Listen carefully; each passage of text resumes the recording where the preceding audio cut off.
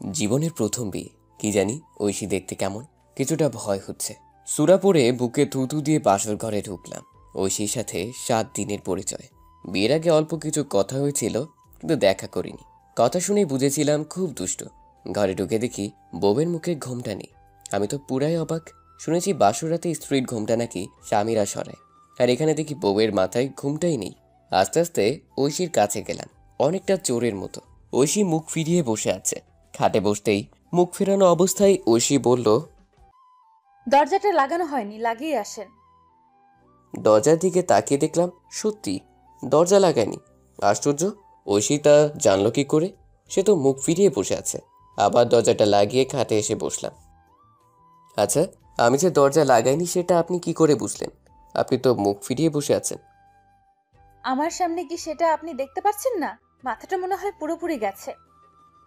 সামনে তাকিয়ে ছোটখাটো একটা বাঁশ খেলাম। ঐশীর সামনে ঘরের আয়নাটা বসানো আছে, আর তাতে ঘরের দরজাটা স্পষ্ট দেখা যায়। আমার ঘর, আর আমি বুঝতে পারিনি। আমি মাথা থেকে টুপিটা নামিয়ে টেবিলের উপর রেখে এক গ্লাস পানি খেলাম। রুমাল দিয়ে কপালের ঘাম মুছলাম। ভয়ে অনেকটা ঘেমে গেছি। ঐশীর দিকে তাকিয়ে জিজ্ঞেস করলাম, আপনার মাথায় ঘোমটা নেই যে? সব মেয়েরাই তো বাসরাতে ঘোমটা দিয়ে রাখে, তাহলে আপনি খুললেন কেন? আমার কত ইচ্ছে ছিল বউয়ের ঘোমটা সরাবো। আপনার কাজটা সহজ করে দিয়েছি। আর আপনি কি করে জানেন বাসর রাতে সবাই ঘোমটা দিয়ে রাখে? আগে আরো বিয়ে করেছেন নাকি? না, তবে শুনেছি। বিয়েটার জন্য আমি একদম প্রস্তুত ছিলাম না। এখন আমার বিয়ের বয়স হয়নি। হঠাৎ মুখ ফুসকে কথাটা বের হয়ে গেল। কি? তার মানে আপনি বেকার? কেন, কাজকর্ম করেন না? কে বলেছে আমি বেকার? আমি ব্যাচেলর। ঐশী একগাল হেসে বলল, ব্যাচেলর আবার বিয়ে করে নাকি? আবার বললেন বিয়ের বয়স হয়নি, কিন্তু এটা তো ভালো করেই জানেন যে বউয়ের মাথায় ঘোমটা দেওয়া থাকে। একটু একটু জানি। তাহলে বিয়ে করলেন যে?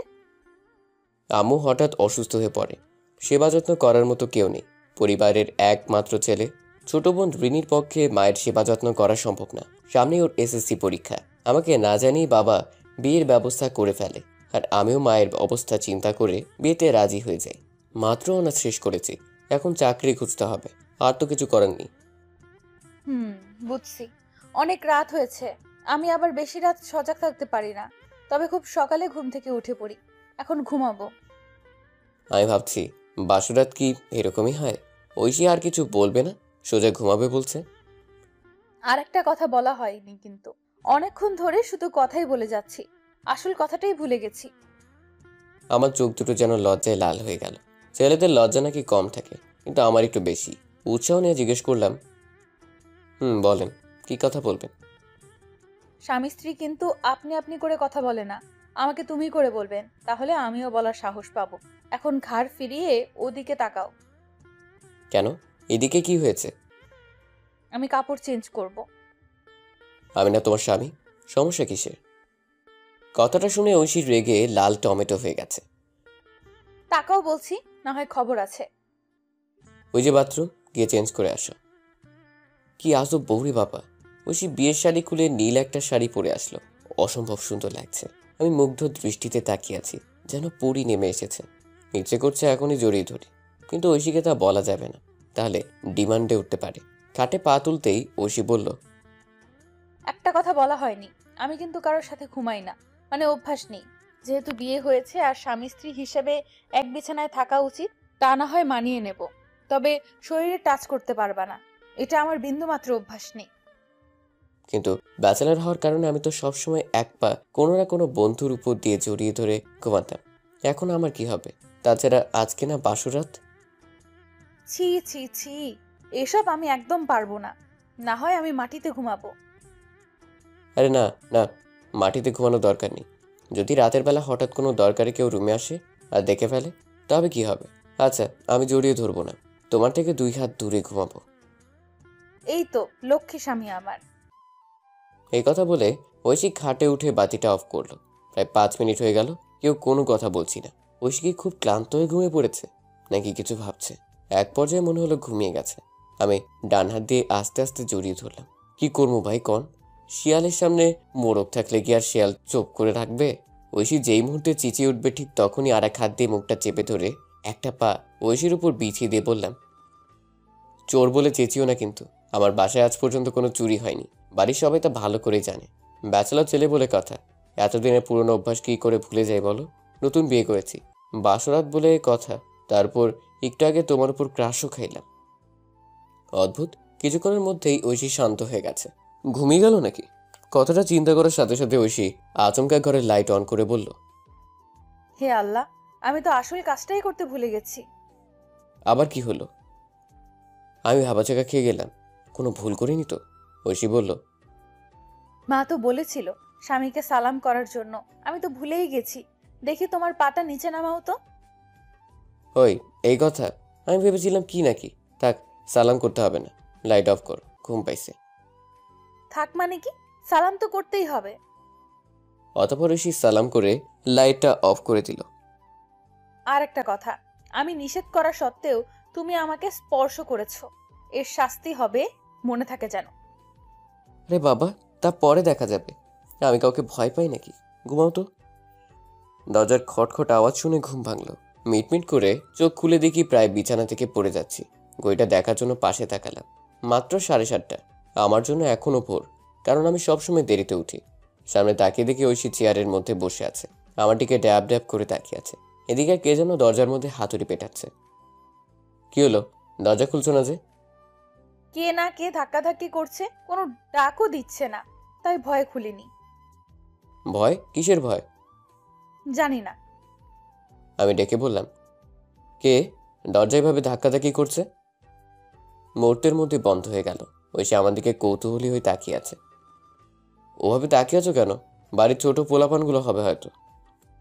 ঐশী একটু এক দীর্ঘশ্বাস ফেলল। আমি এখনো বিছানায় গড়াগড়ি খাচ্ছি, এ পাশ থেকে ও পাশ। ঐশী চেয়ার থেকে উঠে আয়নার সামনে গিয়ে বসলো। ঘাট থেকে ভেজা চুলগুলো সরিয়ে সামনে নিয়ে আসলো। আমার ভেতর যেন লাড্ডু ফুটছে। তারপর ঠোঁটে লিপস্টিক লাল, কপালে লাল টিপ লাগালো। আমার চোখগুলো ক্রমশ বড় হতে লাগলো। ইচ্ছে হচ্ছে আর একটু দেরি না করে জড়িয়ে ধরি, কিন্তু না, স্পর্শ করা যাবে না। ঐশীর অনুমতি ছাড়া স্পর্শ করা যাবে না। কাল রাতে ঐশী আমাকে স্পষ্ট করে বলে দিয়েছে। তবুও একবার ধরেছিলাম, তাই বলেও দিয়েছে এই নাকি শাস্তি পেতে হবে। কথাটা মনে হওয়ার পর মনটা খারাপ হয়ে গেল। তারপর ঐশী হাতে কাজল নিয়ে চোখের পাপড়িতে খুব সাবধানে লাগাচ্ছে। কানে ছোট দুইটা রিং পড়লো। বাম কানের পাশ থেকে চুলগুলো সরিয়ে আমার দিকে আর চোখে তাকালো। আমি আবার চোখ বড় করে মুগ্ধ দৃষ্টিতে ঐশীর দিকে তাকিয়ে আছি। একটা মুচকি হাসি দিয়ে আবার আয়নার দিকে মনোযোগ দিল। না, আর কন্ট্রোল করা যাচ্ছে না। আমি এবার জড়িয়ে ধরবই। ঐশী যা ইচ্ছে করুক, তা পরে দেখা যাবে। বিছানা থেকে পা নামিয়ে ফ্লোরে রাখলাম। চুপি চুপি চোরের মতো ঐশীর কাছে গেলাম। যে ঐশীকে জড়িয়ে ধরবো, ঠিক তখনই হঠাৎ দরজার মধ্যে আবার খটখট ধাক্কার আওয়াজ শুরু হলো। আমি ভয়ে লাফিয়ে উঠি। মেজাজটা ভালো রকমের গরম হলো। এরকম রোমান্টিক মুডে বাঁধা, ইচ্ছে করছে বাহির থেকে ধরে এনে ইচ্ছে মতো পিটিয়ে আলুর ভর্তা বানায়। এদিকে ঐশী দাঁত বের করে খিলখিল করে হাসছে। হয়তো আয়নার মধ্যে আমার সব কাণ্ড দেখে ফেলেছে। আমি দরজার পিছন থেকে ঝাড়ুটা হাতে নিয়ে প্রচণ্ড রাগে দরজা খুললাম। কে বারবার এভাবে বিরক্ত করছে, হ্যাঁ? দরজা মেলার পর আর ইজ্জত বলে কিছু পেলাম না। জিভে কামড় দিয়ে ল্যাম্পপোস্ট হয়ে দাঁড়িয়ে আছি। আমার সব প্রতিবেশী মহিলারা আমার দিকে তাকিয়ে হাসছে। কেউ কেউ একজন আরেকজনকে হেসে হেসে কানে কানে কি যেন বলছে। এতগুলো মহিলা নতুন বউ দেখতে এসেছে। টিকিট বিক্রি করলে অনেক অনেক টাকার মালিক হয়ে যেতাম। তার মধ্যে থেকে একজন মহিলা হেসে হেসে বলল, কি জামাই সাহেব, আমাদেরকে ঝাড়ু পেটা করবেন নাকি? হাতের ঝাড়ুটার সাথে সাথে মাটিতে ফেলে দিলাম। না না আন্টি, এ কি বলছেন? আসুন, ভেতরে আসুন সবাই। আমি বিছানার উপর উঠে বসলাম। ঐশী মাথায় কাপড় দিয়ে টেবিলের পাশের চেয়ারটায় বসে আছে। তারা ভেতরে ঢুকতে ঐশী দাঁড়িয়ে সবাইকে সালাম দিল। বাহ, বউ দেখতে কি মিষ্টি। এই যে জামাই সাহেব, বউ কিন্তু আপনার চেয়ে সুন্দর। ঘরের কাজকর্ম একটু কম করিয়েন, আর বেশি বেশি সেবা যত্ন করবেন। এক প্রতিবেশী আন্টি কথাটা বলে একটা মুচকি হাসি দিল। হ্যাঁ, বউ যে সুন্দর তা আমি ভালো করেই জানি।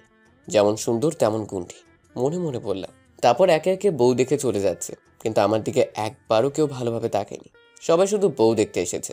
রিনি এসে ডেকে বলল, ভাইয়া, সবাই খাওয়ার জন্য ডাকছে, তাড়াতাড়ি চলে এসো। তুই তো ভাবিকে নিয়ে যা, আমি আসছি। রিনি ঐশীকে নিয়ে চলে গেল। আমি ফ্রেশ হয়ে চুল আছড়ে খাবার রুমে গেলাম। 3 খালা আর মা টেবিলে বসে আছে। বাবা সোফায় বসে টিভিতে খেলা দেখছে। একটা চেয়ার টেনে বসে পড়লাম। বড় খালা ঐশীর মাথায় হাত বুলিয়ে বলছে, শোনো বউ, এমন মিষ্টি সংসার খুব কমই আছে। আমি গ্যারান্টি দিয়ে বলতে পারি এই সংসারে তোমার বিন্দু মাত্র অসুবিধা হবে না। আর তোমার শাশুড়ি একদমই খারাপ না, এই ব্যাপারে নিশ্চিন্ত থাকতে পারো। কিছুদিন পর তোমার বন্ধুর মতো মনে হবে। তবে তোমার স্বামীটা একটুও ভালো না, একদম পশ্চাৎ। একটু ভালো করে শিক্ষা দিও তো, পাঁচই একটা। কথাটা শুনে সবাই হাসছে।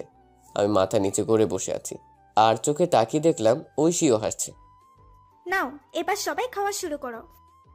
খাওয়া শেষে রুমে এসে বসলাম। ঐশী পাশে এসে বসে বলল, মিস্টার জামাই, তোমাকে সোজা করার অর্ডার কিন্তু পেয়ে গেছি, মনে রেখো। আমার কাছেও ব্যবস্থা আছে, এত খুশি হওয়ার কিছু নেই। অপেক্ষা করো, মজা বোঝাবো। এবার হারে হারে টের পাইবা। একটু পর ঐশী হাতে মোবাইলটা নিয়ে কার নাম্বারে যেন খুব তাড়াহুড়ো করে টাইপ করতে করতে রুম থেকে বেরিয়ে গেল। ব্যাপার কি? আমি চুপি চুপি পিছু নিলাম। ঘরের পিছন দিক থেকে ফিসফিস শব্দ আসছে। ঐশী কারের মধ্যে দু হাতে ফোনটা চেপে ধরে কথা বলছে আর বারবার এদিক ওদিক তাকাচ্ছে। আমি নিঃশব্দে আম গাছের পেছন থেকে উকি দিয়ে আছি। আস্তে আস্তে কথা বলার কারণে বেশি কিছু বোঝা যাচ্ছে না। একসময় শুধু একটা কথা স্পষ্টভাবে বুঝতে পেরেছিলাম। ঐশী হেসে হেসে বলছিল, আচ্ছা, তুই সবকিছু রেডি করে রাখিস, ব্যাপারটা অনেক মজার হবে। আচ্ছা, আমি এখন রাখছি, নয়তো সব কিছু ফাঁস হয়ে যাবে। ঐশী ফোনটা জড়িয়ে ধরে দাঁত বের করে হাসছে। আমি তাড়াতাড়ি রুমে চলে আসলাম। বারবার ঐশীর ফোনের কথাগুলো মাথায় ঘুরপাক খাচ্ছে। আমাকে নিয়ে কিসের প্ল্যান চলছে? ফোনে ঐশী কার সাথে যেন কথা বলছিল, আর কোন ব্যাপারটা মজা হবে বলছে। রহস্যটা কি? ঐশীর কোনো বয়ফ্রেন্ড নেই তো? প্রশ্নগুলো মাথা খারাপ করে দিচ্ছে। একটু পর ঐশী রুমে আসলো। আমি যে ঐশীর সব কথা শুনে ফেলেছি তা কিছুতেই বুঝতে দেওয়া যাবে না। পাশে বসতে জিজ্ঞেস করলাম, কি ব্যাপার, ফোন নিয়ে কোথায় গিয়েছিলে? আমার সামনে কি ফোন করা যায় না? ওভাবে বলছো কেন?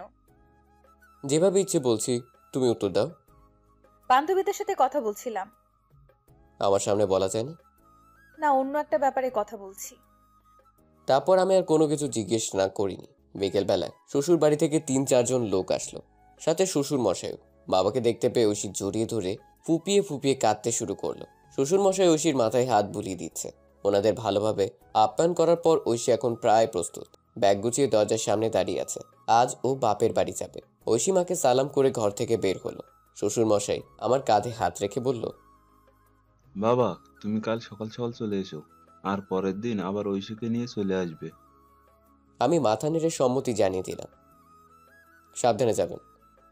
পরের দিন সকাল 10টা বাজে, এখনো ঘুম থেকে উঠিনি। কাল সারা রাত শুধু ঐশীর কথাগুলোই মনে হয়েছে। রাতে ভালো করে ঘুমোতেও পারিনি। একটু পরেই মা এসে ডাকতে লাগলো। কিরে, এখনো উঠিসনি? তোকে না আবার যেতে হবে? তাড়াতাড়ি উঠে খেতে আয়, বেলা অনেক হয়েছে। একটু আলসেমি করে বিছানা থেকে উঠলাম। ফ্রেশ হয়ে খাবার টেবিলে গেলাম। বাড়িটা এখন ফাঁকা। বিয়ের অনুষ্ঠান শেষ হওয়ার পরপরই সবাই চলে গেছে। আমি খেয়ে আবার রুমে আসলাম। ভাবছি একটু বিশ্রাম নিয়ে তারপর শ্বশুরবাড়ি যাব। টেবিলের উপর থেকে মোবাইলটা হাতে নিয়ে আমার ব্যাচেলার বন্ধুদের ফোন দিয়ে খোঁজ খবর নিলাম। আচ্ছা আদিপ, এখন ফোনটা রাখছি। তোকে যা বলেছি সবকিছু রেডি করে রাখিস। বউরে একটু মজা দেখাবো। আমার কথা শুনে আদিপ হাসতে হাসতে ফোনটা কেটে দিল। আমার প্ল্যানিংয়ে আমারও কিছুটা হাসি পাচ্ছে। বিছানায় শুয়ে শুয়ে হাসছি। তখনই মা এসে বলল, কিরে, একা একা হাসছিস যে, কি হয়েছে? না তেমন কিছু না। বুঝছি, আর বলতে হবে না। আবার কোনো সাকলামের প্ল্যান করছিস বুঝি? মাও পুরো মনোবিজ্ঞানীর মতো আমার সব কিছু ধরে ফেলে। অনেক বেলা হয়েছে, যা এখন ঐশীদের বাসায় যা, আরো অনেক আগে যাওয়া উচিত ছিল।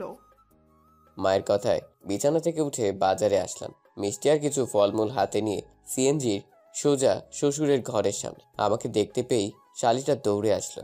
শালিটা পুরো 420 টাইপের, নাম ঋতু, এবার মাত্র ইন্টারে ভর্তি হয়েছে। দুলাভাই, আপনাকে তো একবারে হিরোর মতো লাগছে, তবে একটু মেকআপ করলে আরো ভালো লাগতো। আরে ছেলেরা মেকআপ করে নাকি? আর হিরো না হলে তোমার বোনকে বিয়ে দিতা? তা ঠিকই বলছেন, তবুও একটু মেকআপ করা দরকার ছিল।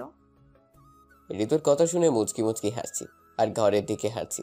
শাড়িটা পুরো পাগল। সালাম দিয়ে ঘরে ঢুকলাম। সবাই আমার জন্য অধীর আগ্রহ নিয়ে বসে আছে। শাশুড়ি হাতে লুঙ্গি দিয়ে বলল, যাও ফ্রেশ হয়ে আসো, অনেক ক্লান্ত হয়ে গেছো। লুঙ্গিটা হাতে নিয়ে রুমে ঢুকতেই দেখি ঐশীর হাতে যেন কিসের কৌটা। আমাকে দেখেই তা লুকিয়ে ফেলে। আমিও বেশি গুরুত্ব দিলাম না। ফ্রেশ হয়ে রুমে শুয়ে আছি। বিকেল গড়িয়ে সন্ধ্যা হয়ে গেছে। ঋতু এসে বলল, আসেন দুলাভাই, আপনাকে আমাদের এলাকাটা ঘুরিয়ে নিয়ে আসি।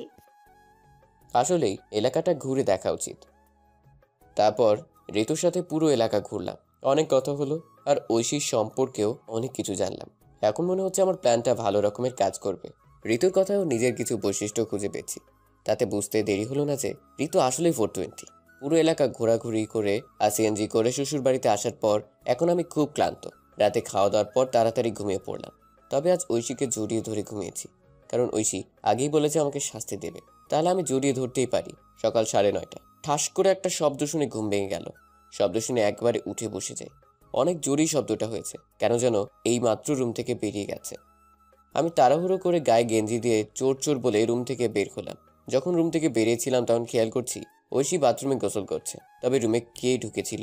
আমার চোর চোর শব্দ শুনে বাড়ির সবাই দৌড়াদৌড়ি করে লাঠি নিয়ে আসলো, এমনকি পাশের বাসার কয়েকজনও ছুটে আসলো। কোথায় চোর, কোথায়? কিছুক্ষণ দাঁড়িয়ে থেকে দুজন মহিলা আমার দিকে তাকিয়ে জোরে জোরে হাসছে। এরপর আরেকজন, তারপর আরেকজন, এভাবে একে একে সবাই হাসতে লাগলো। এমনকি শ্বশুর মশাইও দাঁত বের করে খিলখিল করে হাসছে।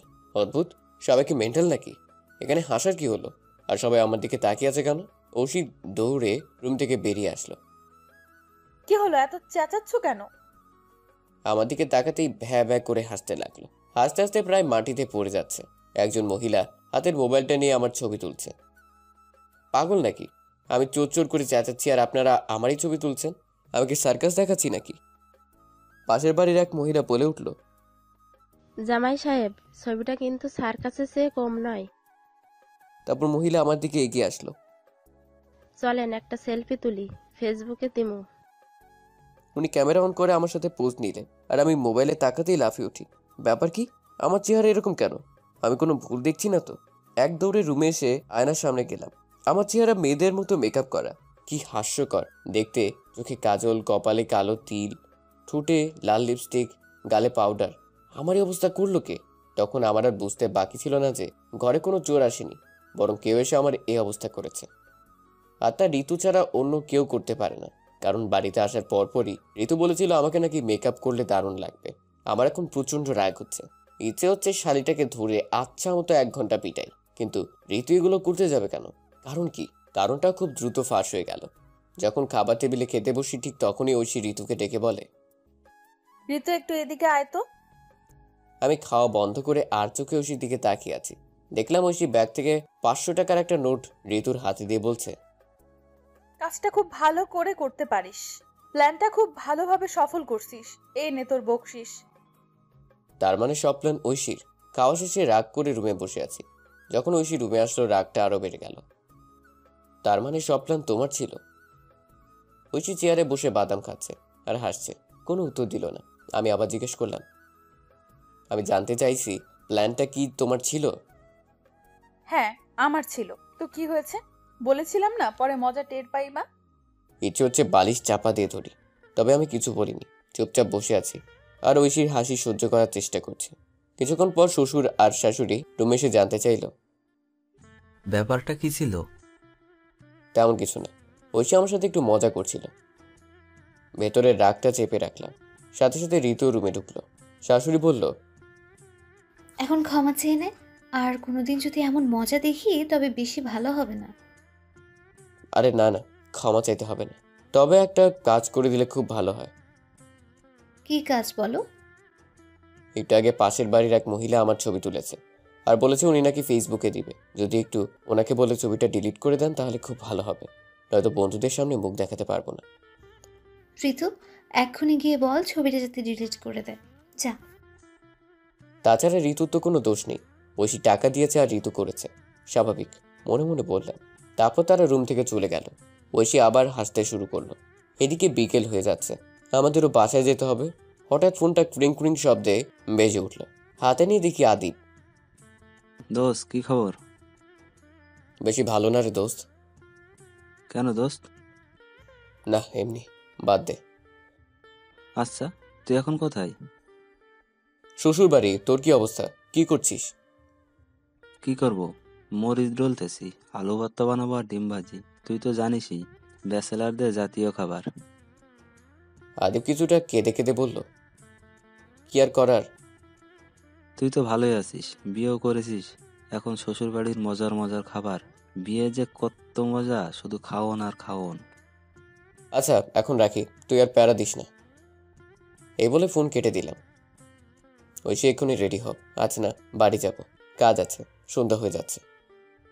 বাড়ির সবাইকে সালাম করে বাড়ির উদ্দেশ্যে বেরিয়ে পড়লাম। সিএনজিতে উঠলাম। বারবার আজকের ঘটনার কথা মনে হচ্ছে। ঐশী আমাকে তার বাড়িতে নিয়ে এত বড় একটা অপমান কিভাবে করলো। ওর শাস্তি ওকে পেতেই হবে। আমি আবার আদিবকে ফোন দিলাম। 2-3 বার রিং হওয়ার পর ফোন তুললো। আমি একটু জোরে জোরে কথা বলা শুরু করলাম, যাতে ঐশী শুনতে পায়, কারণ উদ্দেশ্য ছিল ঐশীকে শুনিয়ে শুনে বলা। দোস্ত, 3 তলার মেয়েটা এখন আসে রে?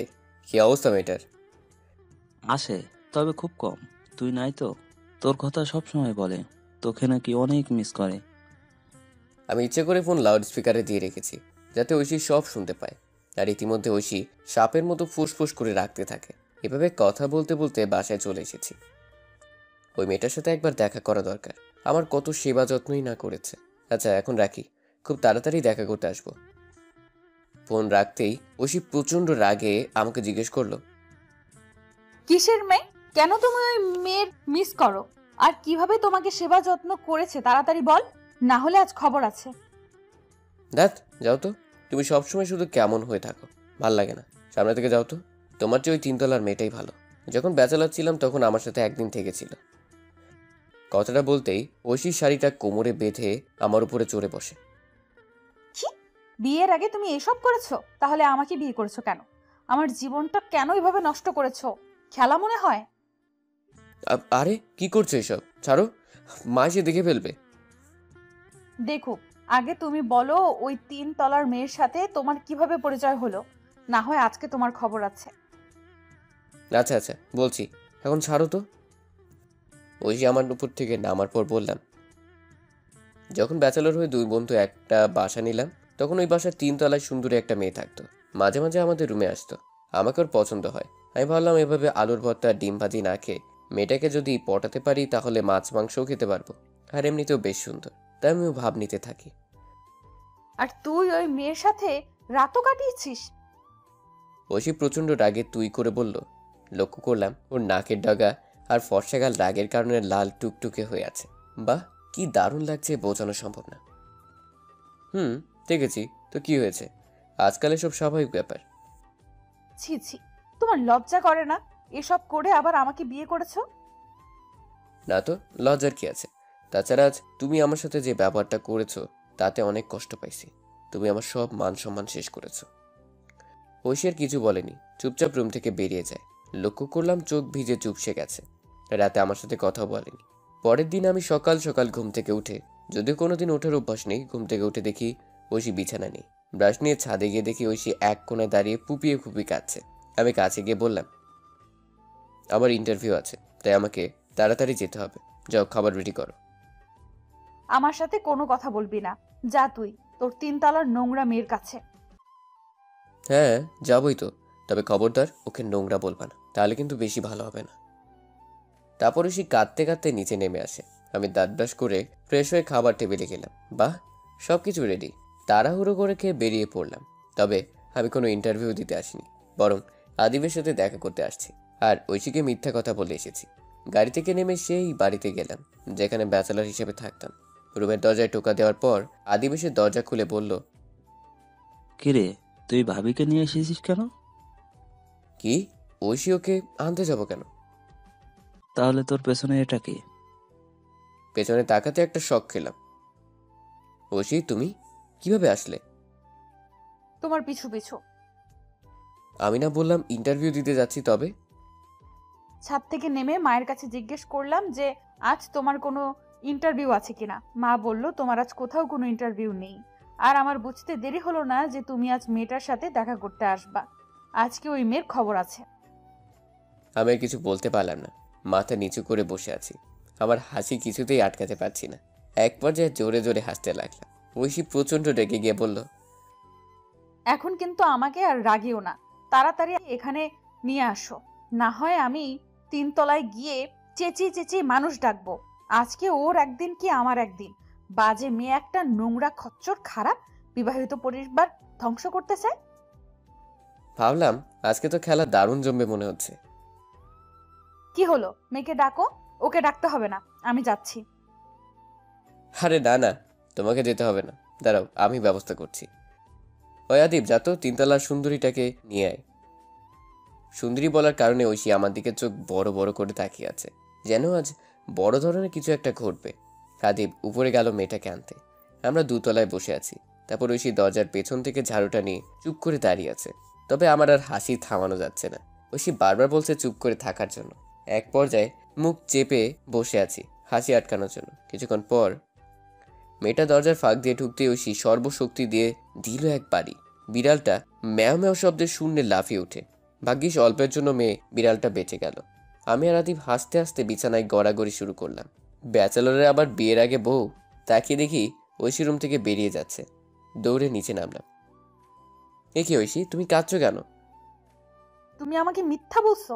তার মানে কোনো মেয়ে নেই? আরে বাবা, এই বিল্ডিংয়ে তো কোনো সিঙ্গেল মেয়ে নেই। সবটাই তোমার মতো প্ল্যান করে বানানো। যদি থাকতো তাহলে কি আলুর ভর্তা ডিম ভাজি খেয়ে দিন কাটাতে হতো? ঐশী চোখের জল মুছে বলল, আর কোনো দিন এরকম করবা না তো? যদি কোনোদিন এরকম করো তবে আরেকদিন সুযোগ পেলে তোমার মুখ অর্ধেক শেভ করে রাখবো। না, এরকম আর করবো না, তবে একটা শর্ত আছে। কি শর্ত বলো? সপ্তাহে 3 দিন বিরিয়ানি রান্না করতে পারবো তো? ঐশী একটু থেকে জোরে জোরে হেসে বলল, হ্যাঁ পারবো। অতঃপর দুজনেই হাসতে লাগলাম। এভাবেই চলতে থাকে আমার সুন্দরী বউয়ের ভালোবাসা।